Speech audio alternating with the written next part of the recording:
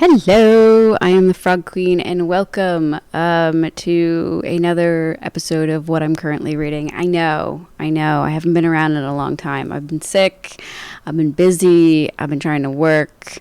Let's not get into it. It's been a while. I know this. Get over it. Let's just talk about some comics, shall we? So first,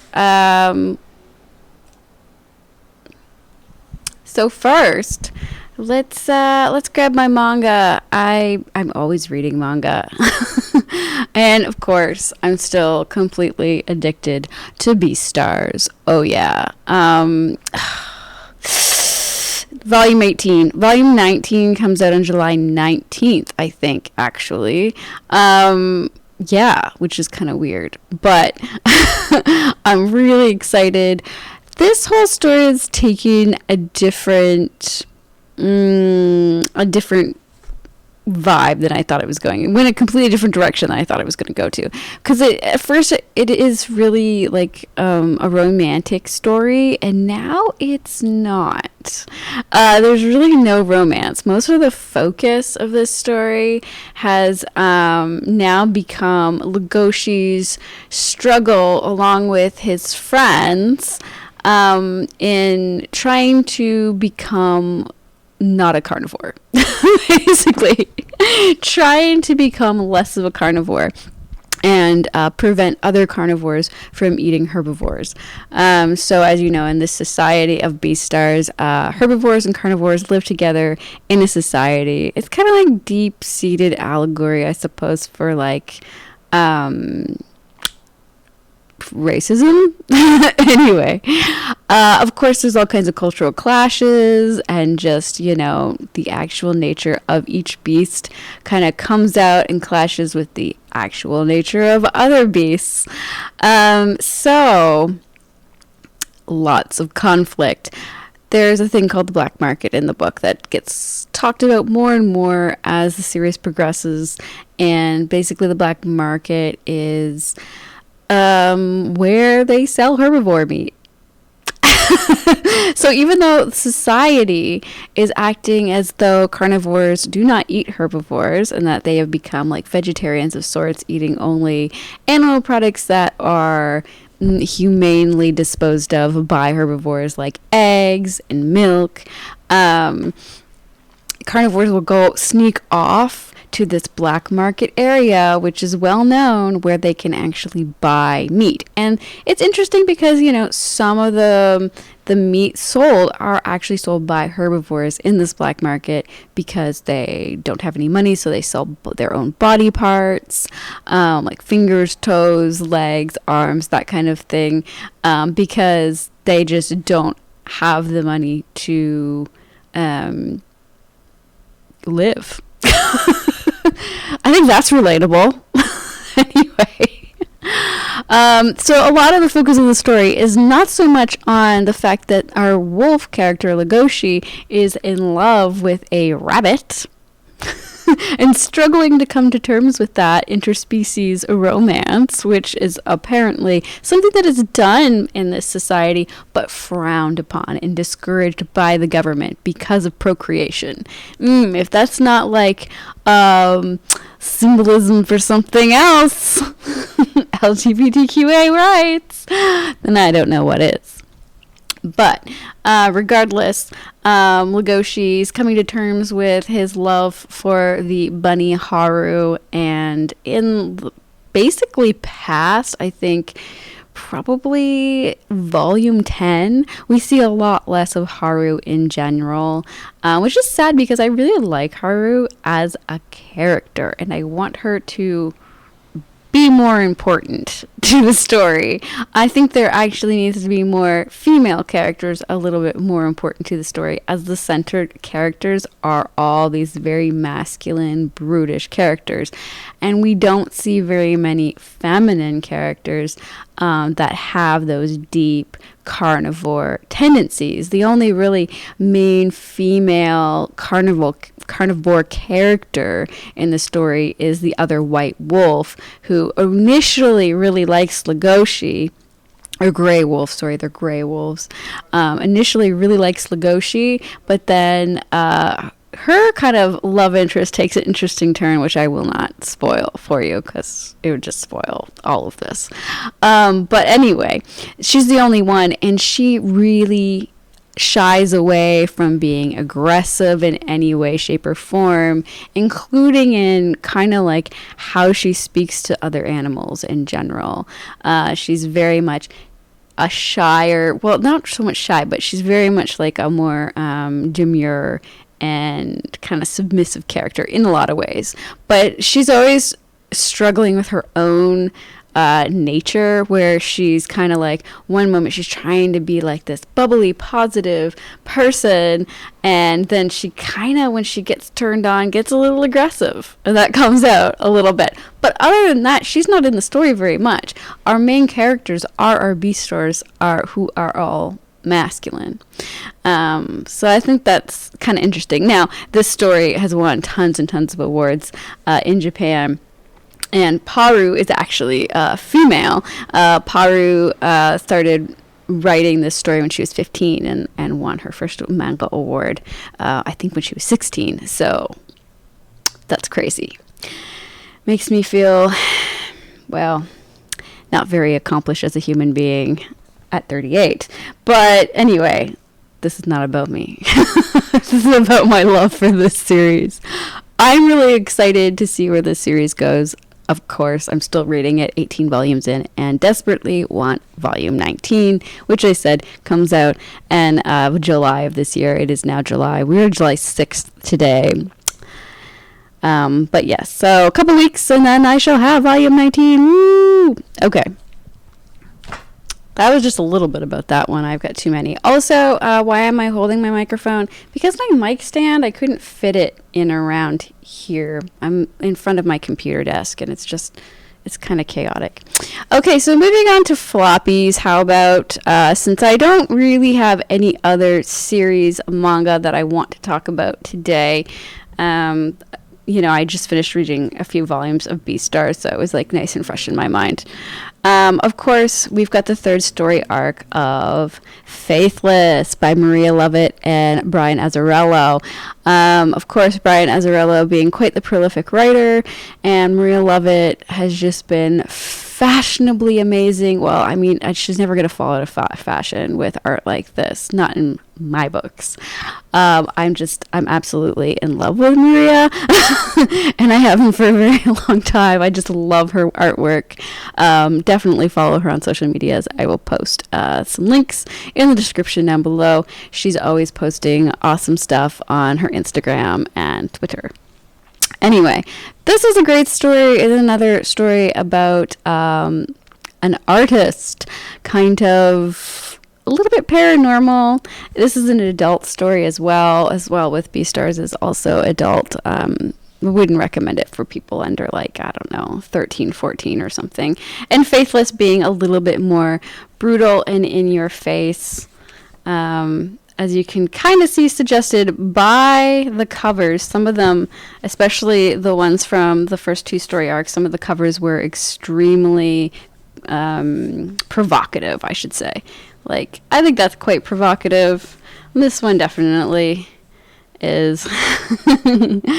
So this follows an artist who, at the beginning, is just trying to find her feet and her place in the world, and she meets this quite eccentric family, this wonderful lady named Poppy and her father, who's, I believe his name was Louis or Louis. I can't remember how to pronounce it, but they're famous. He's very famous, and as a result, Poppy's famous as well, and she becomes the lover of our main character. And, well, they're not normal. There's something very wrong with them. It's basically a paranormal kind of story. So I found that really interesting because I like paranormal stuff. Wonder why. Witchy, witch.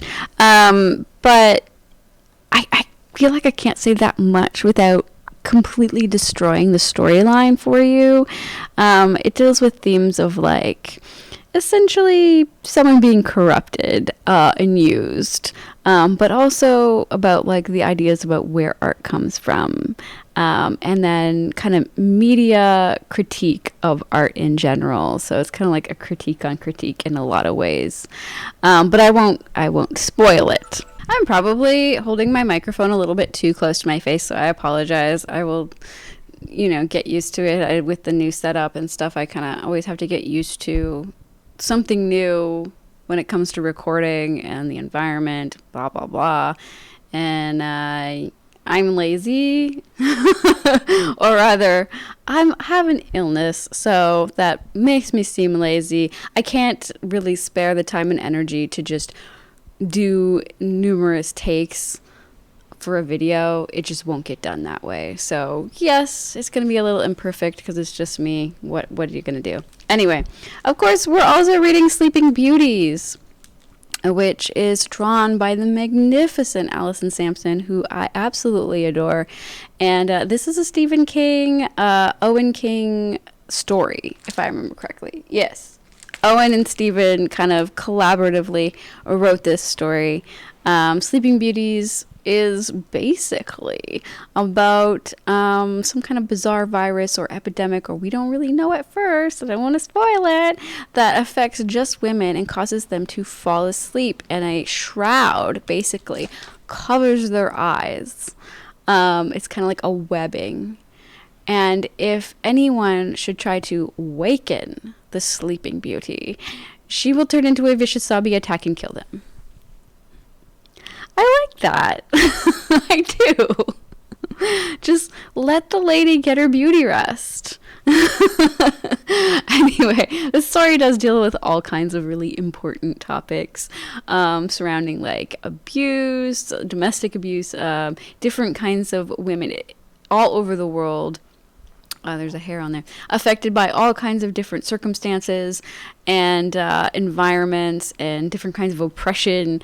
And there's a lot of really interesting subjects that kind of come up along the way. They even, like, in the very early parts of the story, visit, like, a women's prison. And there's a lot about a specific character in that prison. Again, I don't really want to talk too much about it because I don't want to spoil it. I mean, I know it's easy, and kind of like my motto going forward for these stories or these videos is that watch if you dare, watch at your own risk. There might be spoilers. Sorry, but I will try my best to alert you to any and all spoilers. Anyway, Allison Sampson is an amazing artist. Again, she's just one of my top artists. Let me just see. I want to show you a page without ruining everything, but like, look at some of the psychedelic content of this. If you hear music, it's just some jackass driving by or parked out front blaring his music for no reason. It's literally 9 a.m. while I'm recording this. Way to go. Okay.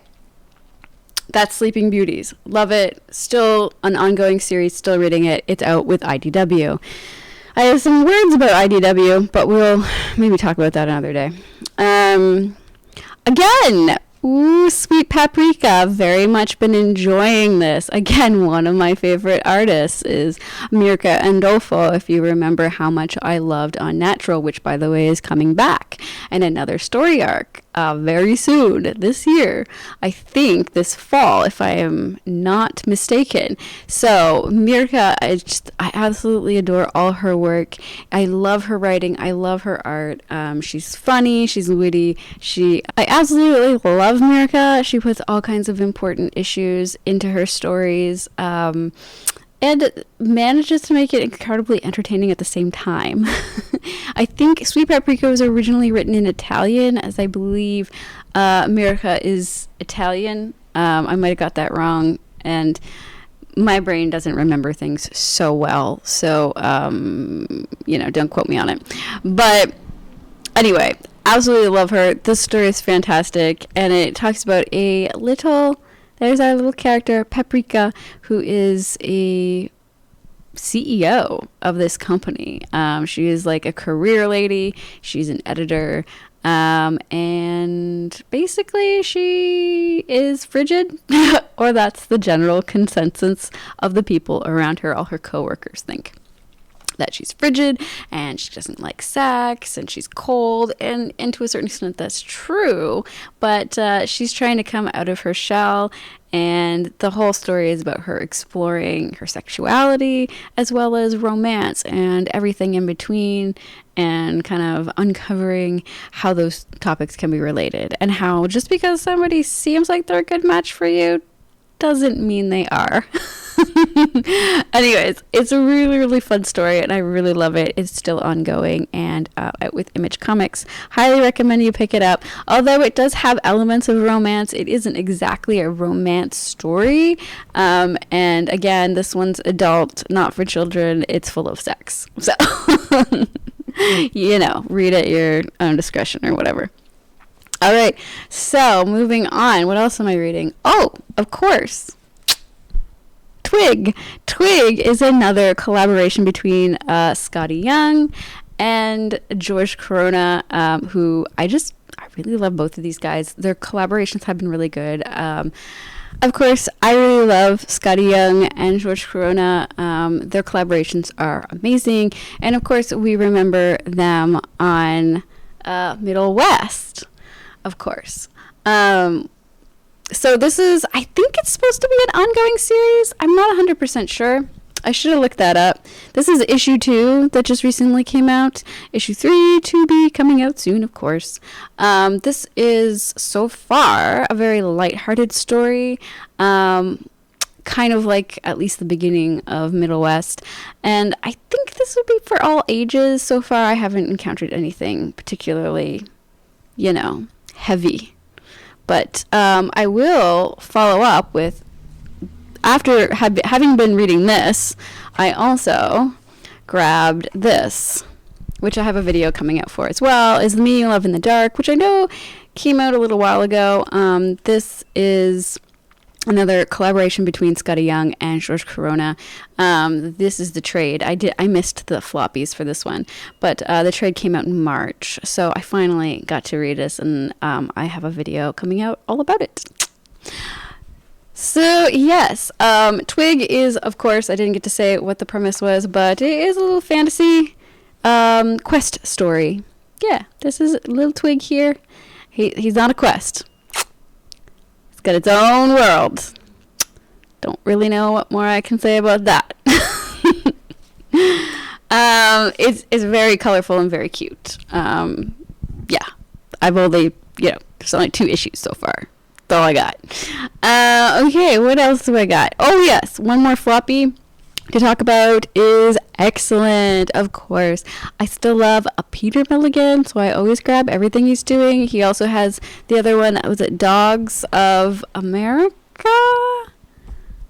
It's another gangster story. I have it. I don't have it here because issue 2 isn't out yet. Or they forgot to put issue 2 in my sub box. I don't know which. It's probably out this week. Anyway, I haven't got issue 2 yet. We'll talk about that in another upcoming video. Also, another Peter Milligan series. But Excellent, of course. Allred, Milligan. The 2 Allreds, I should say, as Laura Allred does all the coloring for Mike Allred for the most part now. This is fantastic. It's fun. It's funny. I love X-Force, X-Factor, Ecstatics. I just love these stories. And I'm always going to buy them. They always hold up. I love the characters. I don't know what to say. If you haven't ever read Ecstatics or X-Force, definitely grab them. Of course, like what? It Girl, there's a bunch of spin-off stories and stuff. I think It Girl was one of them. Do I have them behind me? No, my Marvel ones are not here. They're in the other comic corner. Okay. Whatever. Pick them up. I think there's a huge omnibus out now. There's always like random one-shots and stuff, but if you get the base story, I think you're doing good, Mr. Sensitive. I love Mr. Sensitive. Anyway, I think that does it for the most part for my current subscriptions for floppies and things. I have, of course, a lot of other stuff that I read digitally. There's some good Jeff Lemire stuff out there that I'm enjoying. But I just kind of wanted to talk about the stuff that I've been picking up physically. Of course, I keep meaning to incorporate, what I'm watching anime-wise in these videos too. So I think I do want to do a video about the new Bastard series, which if you are a big manga junkie, then of course you know Bastard. It was the heavy metal music inspired manga that came out in I think 1987, and it ran until 2010. One of the longest, well, I wouldn't say the longest, but is one of the best-selling, longest-running manga series, I think, out there, which doesn't take itself too seriously, and that's why I really like it. If you remember, I think it was in the 90s, there was actually a really bad Bastard series or movie that came out, anime. And so it's nice to see an actual decent one come out for this series. So I got to binge watch that while I was not feeling well the other day, and absolutely loved it. I know there's a lot of problematic content in the Bastard series, but I think Netflix managed to do a pretty decent job of it. There's a lot of chauvinism and stuff. It's like the high octane testosterone, that kind of stuff. But I think this series manages to pull it off in a fun way, where it doesn't feel like all the female characters are just 100% plot devices. They actually kind of have some fun personality of their own. Not all of them, but anyways, you'll see. There's some good comic relief and things like that. Again, not for children. Very much adult. And the other one that I just started watching that came recommended from somebody on my Instagram was, what's it called? Oh my God, look, my brain going blank just now. Bam. Made in Abyss. That's what it's called. Made in Abyss. Really, really enjoying that so far. I'm only about 6 episodes in. Now, they promised to be body gore and soul-crushing horror in it. So far, I have not seen any of that. I hope it comes. Crush my soul. Give me the body gore. I love that stuff. I live for it. So hopefully that happens. Anyway, it was really good to finally sit down and make this video. I do hope to do it more regularly. Life has been kind of nuts, so which I can make a video about that stuff too if you care. I don't really feel like it's necessary, but thank you so much for watching this video all the way to the end. If you liked it, please subscribe and leave a comment. Tell me what you're reading right now. If you've got any recommendations for me, I'd love to hear it. You know what I like: fantasy, horror, body gore, paranormal. Yup. Okay, until next time, guys, read something good. Bye.